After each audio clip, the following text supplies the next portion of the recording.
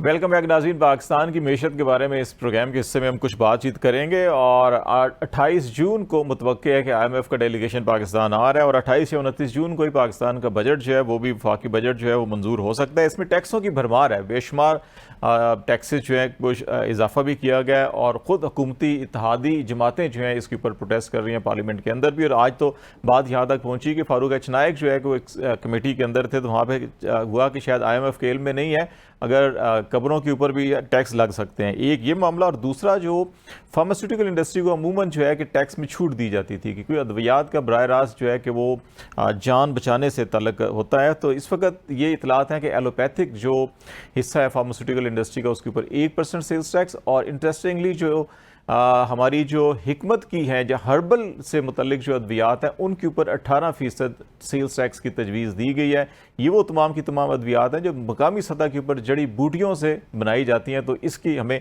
हिकमत समझ नहीं आ रही कि ये सारे मामलात क्या होंगे और क्या होना चाहिए रेवेन्यू जनरेशन के लिए, वो भी ज़रूरी है। इसकी हम बात करेंगे। असद अली शाह साहब हमें ज्वाइन कर रहे हैं, माहिर मैशत हैं।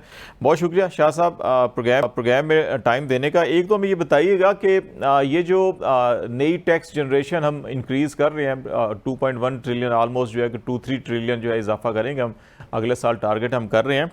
तो जो नए सेक्टर्स के हमने एक्सप्लोर किए हैं या कुछ एग्जेम्पशंस ख़त्म किए हैं या कुछ स्ट्रेटजी आपको समझ आई है कि हमने क्या करना चाह रहे हैं और ये अचीवेबल है या नहीं है? जी बहुत शुक्रिया। उसमें जाहिर है टैक्स रेट्स जो हैं वो तो जनरली जो लॉ है उसमें 18% है। तो बहुत सारे आइटम्स पे एग्जाम्पशंस हैं जो कि एग्जाम्पशंस ख़त्म किए हैं, और ये एग्जाम्पशंस ऐसी हैं जैसे फार्मास्यूटिकल्स, मेडिसिन वगैरह पे या एग्रीकल्चरल प्रोडक्ट्स पे, फूड प्रोडक्ट्स पे, ये पूरी दुनिया में होती हैं। तो जैसे मिल्क, ड्राई मिल्क प्रोडक्ट्स हैं उसके ऊपर भी लगाया है। तो जाहिर है उससे गरीब आदमी के ऊपर जो है वो टैक्स, ये सारी इनडायरेक्ट टैक्सेस हैं। तो और सारा बोझ जो है वो तो गरीब आदमी पे ही पड़ेगा ना, और हर आदमी पे पड़ेगा एक तरह से। और उससे जो महंगाई जो है जो कि आपकी पिछले साल एवरेज हमारी साल में कोई 20-22% थी या 24% थी, कम हो गई थी मई में 11-12% पे आ गई थी, 11-12% तक आ गई थी। तो वो जाहिर है मुझे लगता है कि उससे महंगाई बढ़ेगी। और उसके अलावा कुछ चीजें जो है जैसे जाहिर है सैलरीड इनकम लोगों के ऊपर लगाया है, और एक्सपोर्टर्स पे बहुत ज्यादा टैक्स लगा दिया है। तो एक्सपोर्ट्स तो हमारी वैसे ही नहीं बढ़ रही, तो ये तो काफी काउंटर प्रोडक्टिव होंगी। फिर उसके अलावा जो नॉन कॉर्पोरेट जो है AOPs हैं या इंडिविजुअल्स बिजनेसेस हैं उनके ऊपर जो है 35% से उसको 45% पे ले गए। तो बहुत ज्यादा टैक्स रेट्स जो है ना पाकिस्तान में वैसे ही बहुत ज्यादा थे और बढ़ा दिए हैं, जो कि जाहिर है उसमें इकोनॉमी वैसे ही आपकी स्लो है। कोई 10 करोड़ के करीब लोग जो हैं सतह गुर्बत से नीचे आ गए हैं, और अनएम्प्लॉयमेंट जो है वो 9% पे चली गई है। बहुत सारे आपके लोग अनएम्प्लॉयड हैं। तो इन्वेस्टमेंट कोई भी नहीं हो रही पाकिस्तान में। तो इस एनवायरनमेंट में जाहिर है ना आपकी इन्वेस्टमेंट भी नहीं होंगी, और सेविंग्स आपकी वो भी थोड़ी बहुत ही श्रिंक हो गई हैं। और जो सेविंग्स हैं, आपको पता है बैंकिंग सेक्टर की जो बैलेंस शीट आई है मई में, उसके हिसाब से पूरे यानी इस वक्त जो टोटल डिपॉजिट्स हैं, जो मुल्क की सेविंग्स हैं, उसका 99% होने वाला है। वो सारा गवर्नमेंट ट्रेजरी यानी बोरोइंग में जाता है। अनप्रोडक्टिव एक्सपेंडिचर जो गवर्नमेंट का है वो बैंकें फाइनेंस कर रही हैं। प्राइवेट सेक्टर का जो क्रेडिट है वो कम हो गया है। ADR यानी एडवांसेस टू डिपॉजिट रेशियो जो है तकरीबन 800 बेसिस पॉइंट से वो कम हो गया है। तो जाहिर है कोई बोरो नहीं कर रहा, इंटरेस्ट रेट्स इतने ज्यादा बढ़ा दिए हैं। तो ये सूरत हाल ऐसी है कि अगले साल जो है पाकिस्तान का प्रॉब्लम ये है कि प्रोडक्टिविटी हमारी कम से कम होती जा रही है, और सेविंग्स ही जाहिर है इस एनवायरनमेंट में आपकी ना इन्वेस्टमेंट है ना सेविंग्स है। तो मुझे नहीं समझ आया कि ये बजट जो है इससे IMF प्रोग्राम तो शायद आपको मिल जाए इससे, लेकिन उससे आपका फिर आईएमएफ से आपका कंटिन्यूस मईशत कैसे चलेगी? ये जो नए एरियाज एक्सप्लोर करने की हर हुकूमत ये बात करती है कि हम टैक्स बेस को एक्सपेंड करेंगे, नए एरियाज एक्सप्लोर होंगे, तो आपको नजर आता है इसके अंदर कुछ चीज़ें हुई हैं? मैं पाशा साहब का एक क्लिप सुन रहा था, उसके अंदर वो कह रहे थे कि एग्रीकल्चर के अंदर अभी बड़ा पोटेंशियल है। सिर्फ पंजाब के अंदर कोई 500 अरब रुपए की इनकम है, और जो डिक्लेयर्ड इनकम वो कह रहे हैं, और उसके ऊपर सिर्फ 4 अरब रुपए का टैक्स है, तो ये बड़ा इरेशनल सा नजर आता है। तो आप समझते हैं कि जो नए एरियाज थे एक्सप्लोर उनको करना चाहिए था? एक तो देखें, एग्रीकल्चर की जो इस साल ग्रोथ है, जो आपकी पिछले साल आपकी नेगेटिव ग्रोथ थी जीडीपी की, इस साल आपकी 6%, 6.2%, 2.4% जो है वो 6.4% एग्रीकल्चर ग्रोथ की वजह से हुई है। अब एग्रीकल्चर में जो वीट सबसे बड़ा जो क्रॉप है, आपको पता है कि फार्मर को पैसे ही नहीं मिले। 3,900 अनाउंस किया था फेडरल गवर्नमेंट ने, यहाँ सिंध में 4,000 किया था, तो वो तो 2800 में भी नहीं बिक रही पंजाब में। और अगला क्रॉप जो है जो करिए कॉटन में है, उसमें ऑफ टेक जो है बहुत कम हो गया है फर्टिलाइजर का, तो आगे तो मुझे एग्रीकल्चर में भी नहीं लग रहा।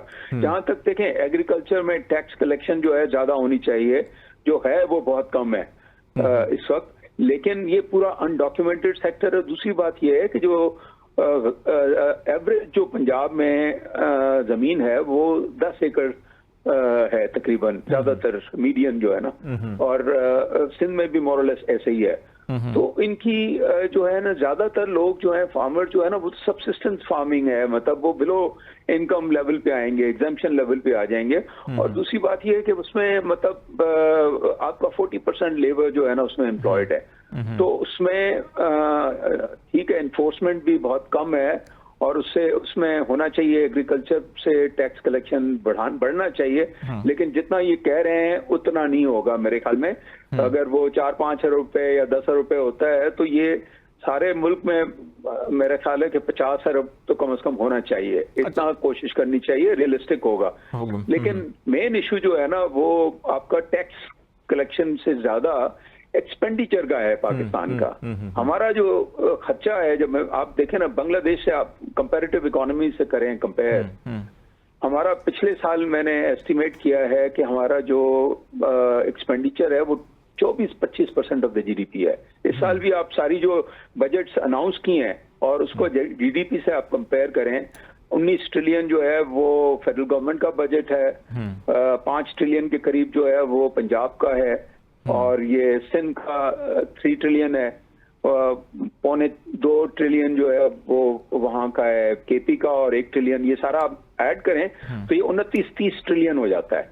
अब 30 ट्रिलियन आपका जीडीपी जो है इस वक्त 106 ट्रिलियन है, वो अगर आप बढ़ा के अगले साल पे ले जाएं, 15% और बढ़ा दें उसको, तो ये तकरीबन 23-24% जो है ना खर्चा है।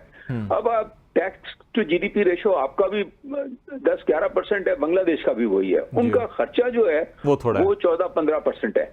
हम क्या कर रहे हैं, जैसे जैसे हम टैक्स रेट्स बढ़ा रहे हैं, उससे टैक्स कलेक्शन भी एक्चुअली कम हो रहा है। अभी भी इकोनॉमिक सर्वे में शाह साहब 29% हमारा रेवेन्यू या टैक्स कलेक्शन बढ़ी है, और 33-5% जो है वो गवर्नमेंट एक्सपेंडिचर बढ़ गए हैं। एग्जैक्टली। और इस साल आपने बजाय इसके कि खर्चे कम करते, जो आपका 18th अमेंडमेंट के बाद जो फंक्शंस ट्रांसफर हुए थे, वो फाइनेंस मिनिस्टर ने कहा था कि हम 10 मिनिस्ट्रीज रन करेंगे, वो नहीं किया उन्होंने। सूबों में भी डुप्लीकेशन ट्रिप्लीकेशन है। आप ये देखें कि एफबीआर जैसा भी है बहुत इनकॉम्पिटेंट है, कम टैक्स कलेक्ट करता है, लेकिन वो 90% जो है मुल्क की टैक्स कलेक्शन एक अदारा करता है, जो भी आता है कम आता है, लेकिन उसके मुकाबले में सूबे जो हैं वो 10% भी नहीं कलेक्ट करते। सूबों में 3 अदारे हैं टैक्स के, यानी एक tax revenue sales tax service जो करते हैं यहाँ पर, सिंध रेवेन्यू बोर्ड है, फिर बोर्ड ऑफ रेवेन्यू है, फिर एक्साइज एंड टैक्सेशन डिपार्टमेंट है, वो उस पर खर्चा ही खर्चा आप करते हैं, वो टैक्स कलेक्शन कोई नहीं करते। तो असल अब इस साल जो है, फिर आप ये देखें कि 3.8 ट्रिलियन, तकरीबन 40% जो है ना डेवलपमेंट एक्सपेंडिचर आपने बना दिया। ये डेवलपमेंट एक्सपेंडिचर जो है वो भी ज्यादातर वेस्ट होता है, ब्रिक्स एंड मॉर्टर्स पे लगा रहे हैं हम, जो कि आपको पता है कि जो थ्रूपुट है वो इट रन्स इनटू, मतलब आपकी एवरेज एक स्कीम जो है ना 10-15 साल लगते हैं उसको कंप्लीट होने में। तो इकोनॉमिक बेनिफिट्स तो उसके आते ही नहीं है, बहुत सारी कंप्लीट ही नहीं होती हैं। ये सारा फरमाइशी प्रोग्राम होता है डायरेक्टर्स की बेसिस पे, कोई इकोनॉमिक उसकी जो है ना एनालिसिस ज्यादातर प्रोजेक्ट्स के नहीं होते। तो इसलिए मुल्क जो है आपका अनप्रोडक्टिव हो गया है। हम जो एक्सपोर्ट नहीं कर पा रहे अपने लिए भी, हम ना गुड्स एंड सर्विस, और गुड्स एंड सर्विसेज सारा प्राइवेट सेक्टर बनाता है ना पूरी दुनिया में। गवर्नमेंट तो नहीं बना सकती है, वो खुद गवर्नमेंट कह रही है कि प्राइवेटाइज करना चाहिए, because it's not the business of the government to do the business. पूरी दुनिया में प्राइवेट सेक्टर बनाता है। हमारा प्राइवेट सेक्टर भी जो है इतना इनकॉम्पिटेंट हमने कर दिया है बिकॉज ऑफ फ्लॉड पॉलिसीज कि हम एक्सपोर्ट्स हमारी नहीं बढ़ रही हैं, ऊपर से एक्सपोर्ट के ऊपर टैक्स ही लगा दिया है, और सारा इंपोर्ट्स के ऊपर हमारी ग्रोथ होती है, और इंपोर्ट्स आपने रोक दिए तो आपकी ग्रोथ रुक गई है। तो आगे जो दुनिया आ रही है 21वीं सदी, उसमें तो ये दुनिया जो है ना स्टार्टअप्स और टेक इनेबल्ड बिजनेसेस हैं सारी की सारी। हमारे पास ना डिजिटाइजेशन हो रही है, ना स्टार्टअप का इकोसिस्टम है। आप इंडिया को देखें ना कि इंडिया कहाँ चला गया है। मतलब हमारी अब स्टॉक मार्केट 8,000 पॉइंट्स पे उस लिहाज से तो बढ़ गई है, लेकिन अभी भी कोई $35 बिलियन की हमारी होगी टोटल मार्केट कैप, हमारी कैपिटल मार्केट का, जो 2017 में $100 बिलियन थी, 35 बिलियन पे है। उसके मुकाबले में आप इंडिया की देखें, इंडिया $5 ट्रिलियन की है। हमारी जो स्टॉक मार्केट है, जो कि मतलब हमारी इकोनॉमी के 10-12% ऑफ द जीडीपी है, उनकी तो जो है 100% से ज्यादा है। सारी की सारी मेरे तरजीहात को बदलना होगा, और गवर्नमेंट को जरा ये फोकस करना होगा कि अपनी पॉलिसीज को किस तरह से प्रोडक्टिव जो एरियाज है उस तरफ लेके जा सकते हैं। बहुत शुक्रिया असद अली शाह साहब हमारे साथ बातचीत कर रहे हैं मीशत, पाकिस्तान की मीशत इकनॉमिक सिचुएशन के हवाले से। IMF भी इसी हफ्ते, अगले हफ्ते जो है पाकिस्तान आ रहा है, तो की जा रही है कि पाकिस्तान का नया प्रोग्राम जो है IMF के साथ तय पा चुकेगा। लेकिन तरजीहात अगर हम अपनी बदल लें तो शायद इस किस्म के प्रोग्राम्स की भी पाकिस्तान को ज़रूरत ना रहे। आज तक के लिए इतना ही। खालिद जमील को इजाज़त दीजिए। अल्लाह हाफिज़।